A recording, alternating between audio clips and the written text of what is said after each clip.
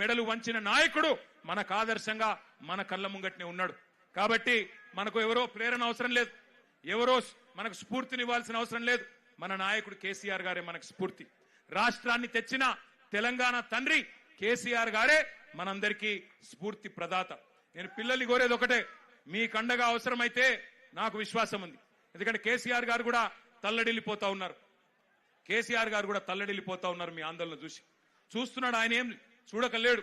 Social మీడియాలో మీ మాట్లాడుతున్న మాటలు, మీరు ఒక్కొక్కరు చెప్తున్న ఆవేదన, మీరు ఏ రకంగా చేస్తున్న నిరసనలు, ఇవన్నీ కేసీఆర్ గారు చూస్తూనే ఉన్నారు.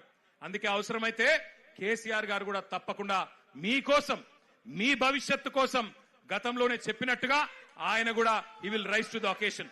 ఆయన కేసీఆర్ గారు ఈ రోజు కాదు, కరోనా టైంలోనే చెప్పిండు, ఇండియా రియాక్ట్స్. కేసీఆర్ చెప్పిన మాట ఇవాళ మీకు ఒక తీరుగా అనిపిస్తుండొచ్చు, కానీ India will react. India has that ability to react. పిల్లలు భారతదేశ భవిష్యత్ నిర్మాతలు, వాళ్లే ఈ దేశాన్ని కాపాడుకుంటారు, వాళ్లే ఈ దేశ ముఖ చిత్రాన్ని మారుస్తారు. తమ భవిష్యత్తు కోసం అవసరమైతే ఎంత దాకన్నా పోతారు. India has that ability to react, India has that ability to respond అనే మాట కేసీఆర్ గారు 6 ఏళ్ల కిందట చెప్పిండ్రు. సంవత్సరం కిందట నేను కూడా పోయినా ఒక బొంబాయిలో ఒక ఈవెంట్, ఒక మీడియా ఈవెంట్. అక్కడ మీడియా వాళ్ళు అడిగిరు నన్ను, నేపాల్లో జరుగుతుంది కదా, జెన్జీ ఉద్యమం జరుగుతుంది కదా, భవిష్యత్తులో భారతదేశంలో కూడా జరిగే అవకాశం ఉందా అని అడిగింది.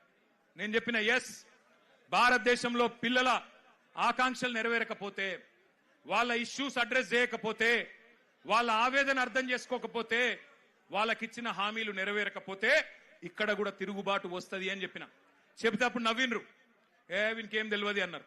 కానీ ఇలా చూస్తున్నారు కదా, సంవత్సరం తిరగకుండానే నాయకుడు లేడు, నాయకత్వం లేదు, రాజకీయ ఎజెండా లేదు. కానీ వేల సంఖ్యలో ఇవాళ కాక్రోచ్ల మాదిరిగా భారతదేశమంతా కదిలి కాక్రోచ్ అని ఇన్సల్ట్ చేస్తే ఇలా అవే కాక్రోచ్లు ఢిల్లీ మీద దండయాత్ర చేస్తా ఉన్నాయి. వాళ్ళకి రాజకీయం లేదు, వాళ్ళు కోరుతున్నది ఒకటే, ప్రధానమంత్రి ప్రశ్నలకు సమాధానం చెప్పాలి. మొదలేమన్నారు వాళ్ళు, ధర్మేంద్ర ప్రధాన్ రాజీనామా చేయాలి అన్నారు, ప్రధాన్ జీ ఇస్తిఫా దో అన్నారు. ఇవాళ ఏమంటున్నారు, ప్రధాని అప్నా మూఖోలో అంటున్నారు. ప్రధానమంత్రి నువ్వు నోరు తెరువు, నువ్వు మాట్లాడు, నువ్వు ఎందుకు చెప్పవని అడుగుతున్నారు. పిల్లలు సూటిగా అడుగుతున్నారు, ప్రధానమంత్రి గారు परीक्षा पे चर्चा करने वाले प्रधानमंत्री जी परीक्षा लीक पे क्यों नहीं चर्चा करते हो? परीक्षा लीक మీద ఎందుకు మాట్లాడవు? పరీక్ష మీద చర్చ అంటావు, పరీక్ష పై చర్చ అంటావు, పరీక్ష లీక్ల మీద ఎందుకు మాట్లాడవు అని ప్రశ్నిస్తా ఉన్నారు. అట్లాగే ఈ పిల్లలు అడుగుతున్నారు, ప్రధానమంత్రి గారు విశ్వగురువు, నువ్వు విశ్వగురువు కదా, మరి ఎందుకు నోరు విప్పుతలేవు, ఎందుకు మాట్లాడతలేవు అని అడుగుతున్నారు.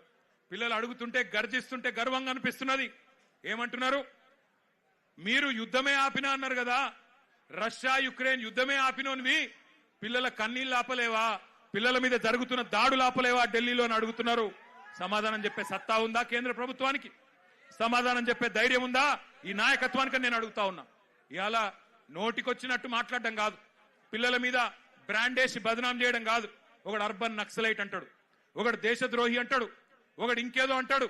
మాట్లాడితే గొంతు విప్పితే, మీకు వ్యతిరేకంగా గలం విప్పితే ఇవాళ ఇష్టం వచ్చినట్టు గొంతు నొక్కే ప్రయత్నం చేస్తా ఉన్నారు. నాకు ఇంకా అన్నిటికన్నా గొప్పగా అనిపించింది, మీకు చెప్తా. ఎంత బాగా అనిపించిందంటే, నాకు మీకు మద్దతుగా ఏ రాజకీయ పార్టీ రాలే 25 రోజులు, మీకు మద్దతుగా ఏ మీడియా రాలే.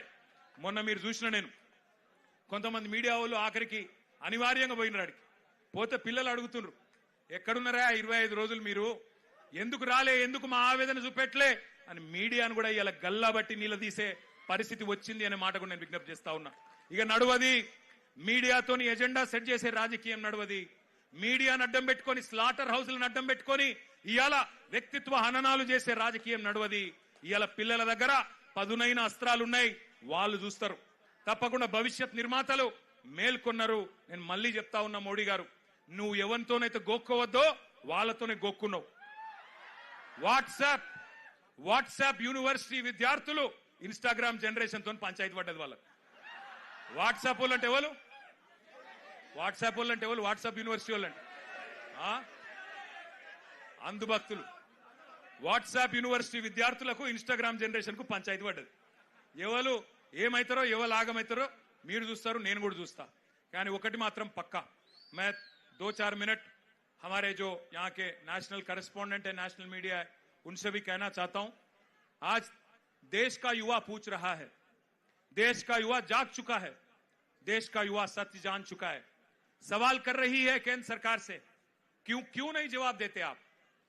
क्यों आप एक मंत्री को, एक आपके केंद्र सरकार में एक मंत्री को बचाने के चक्कर में क्यों पूरे देश का युवा के गुस्सा आप अट्रैक्ट कर रहे हो?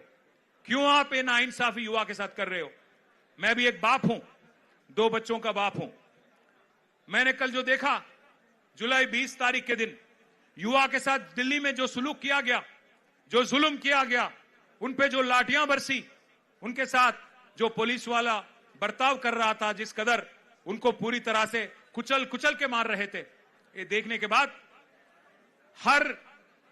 हर नागरिक का, हर हिंदुस्तानी का दिल दुख रहा है. प्रधानमंत्री जी, परीक्षा पे चर्चा करने वाले प्रधानमंत्री जी, परीक्षा के लीक पे भी चर्चा करिए, पार्लियामेंट में जवाब दीजिए, एक बार खुल के बोलिए, बयान दीजिए.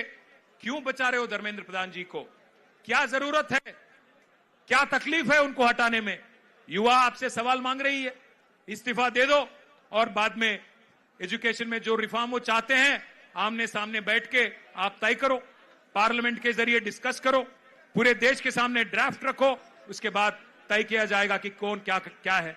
इसके अलावा मैं एक और डिमांड भी हमारे बीआरएस पार्टी की तरफ से मैं करना चाहता हूं.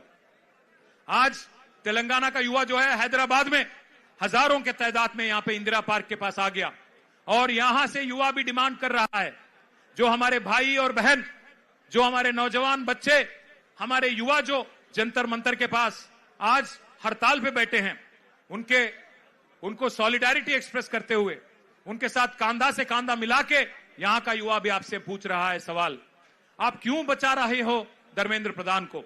आप ही की गलती है, आप ही की गवर्नमेंट की गलती है, उनको तुरंत हटाओ. साथ ही साथ जो केस लगाए गए और जो जुल्म किया गया पुलिस वालों की तरफ से, उन सबको शिक्षा मिलना चाहिए, उन सबको कड़ी से कड़ी उनको सेक्शन लगा के उनको भी अंदर भेजना चाहिए.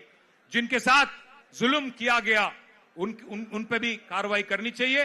और భారతదేశంలో ప్రస్తుతం నెలకొన్న పరిస్థితుల పట్ల ఆక్రోశం వ్యక్తం చేస్తున్న యంగ్ జనరేషన్ జెన్ జీ కి సంబంధించిన మా తమ్ముళ్ళు చెల్లెలందరికీ ఒకసారి గట్టిగా చప్పట్లతో వారికి అభినందనలు చెప్పాలని నేను కోరుతా ఉన్నా. నిజంగా ఇవాళ ఇక్కడ పెట్టింది కార్యక్రమం రాజకీయం కోసమో, ఎవరినో తిట్టడానికో లేదా ఎవరినో విమర్శించడానికో కాదు. గత 25 రోజులుగా ఢిల్లీలో జరుగుతున్న పరిణామాలు, ఏ నాయకుడు లేడు, ఏ పార్టీ లేదు, ఏ జెండా లేదు, ఏ పెద్ద నాయకుడు అక్కడ లేడు. కానీ ఇవాళ పిల్లలు భారతదేశ వ్యాప్తంగా కదం దొక్కుతా ఉన్నారు.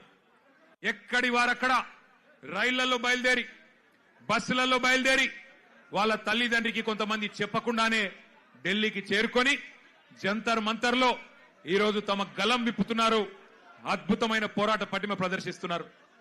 అవన్నీ చూసిన తర్వాత ఒక ఇద్దరు టీనేజ్ పిల్లల తండ్రిగా, ఒక తండ్రిగా, ఇద్దరి పిల్లల తండ్రిగా, అట్లాగే ఈ భారతదేశ పౌరుడిగా వారి మీద జరుగుతున్న దాడులు, వారి మీద ప్రభుత్వం వ్యవహరిస్తున్న తీరు చూసిన తర్వాత మనసు ఊరుకోక, ఉండబట్టలేక నిన్న పొద్దున వరంగల్ పోయేటప్పుడు ఒక నిర్ణయం తీసుకున్నాం. ఏదేమైనా ఈ పిల్లల కోసం ఇలా రాజకీయం లేదు, జెండా లేదు, రాజకీయ ప్రయోజనం ఆశించి కాదు. పిల్లల కోసం మనం కూడా మాట్లాడకపోతే మనం ఇంత స్థాయిలో ఉండి ప్రజాప్రతినిధులుగా ఉండి మనము దండుగా అన్న ఉద్దేశంతో ఇలా పిల్లలతో మాట్లాడాలి, వాళ్ళతోనే మాట్లాడియాలి. వాళ్ళ ఆక్రోశం, వాళ్ళ ఆవేశం, మరి మనందరం కూడా వారి న్యాయం కోసం చేస్తున్న పోరాటానికి అండగా నిలబడాలన్న ఉద్దేశంతో ఈరోజు నిరసన కార్యక్రమం పెట్టుకున్నాం. మరి ముఖ్యంగా బీఆర్ఎస్ అనే పార్టీ ఆనాడు టీఆర్ఎస్ గా ఉద్భవించినాడు, ఉద్యమంలోంచి, ప్రజా ఉద్యమంలోంచి పుట్టుకొచ్చిన పార్టీ. ప్రజలను తెలంగాణ వ్యాప్తంగా డాక్టర్ బాబాసాహెబ్ అంబేద్కర్ గారు చెప్పినట్టుగా బోధించు, సమీకరించు, పోరాడు అనే అంబేద్కర్ తత్వాన్ని జీర్ణించుకొని లక్షల సంఖ్యలో ప్రజల్ని సమీకరిస్తూ తెలంగాణ ఎందుకు కావాలో వారికి బోధిస్తూ అట్లాగే ఎక్కడ అన్యాయం జరిగినా పోరాటం చేసిన పార్టీ పెద్దలు కేసీఆర్ గారి నాయకత్వంలో అల్టిమేట్ గా ఢిల్లీ మెడలు వంచి తెలంగాణ సాధించిన పార్టీ బీఆర్ఎస్ పార్టీ. అందుకే ఉద్యమ పార్టీగా ఉద్యమంలో పుట్టిన నాయకులుగా ఉద్యమంలోంచే ప్రజాప్రతినిధులు ప్రభుత్వాన్ని ఏర్పాటు చేసిన వారుగా ఉద్యమాలంటే ప్రజా ఉద్యమాలంటే మాకు గౌరవం ఉంది. అందుకే ఆ ఉద్దేశంతోనే వాళ్ళ పిల్లలు చేస్తున్న ఈ పోరాటానికి ఉడతా భక్తిగా కేవలం వాళ్ళకు వెన్నుదన్నుగా మనం నిలబడాలి. ఇలా మన జెండాలతోని వాళ్ళ పోరాటాన్ని మలినం చేయొద్దు. మన జెండాలతోని మన రాజకీయ ఎజెండాలతోని వాళ్ళ పోరాటాన్ని మలినం చేయాల్సిన అవసరం లేదు. కానీ వారికి అండగా నిలబడి ధైర్యం చెప్పి మీ ఎంబడ మేము కూడా ఉన్నాం, మీరొక్కరు మాత్రమే కాదు అని చెప్పవలసిన బాధ్యత మన మీద ఉన్నది. నిజంగా నాకు నిన్న మొన్న ఢిల్లీలో జరిగిన సంఘటనలు చూస్తుంటే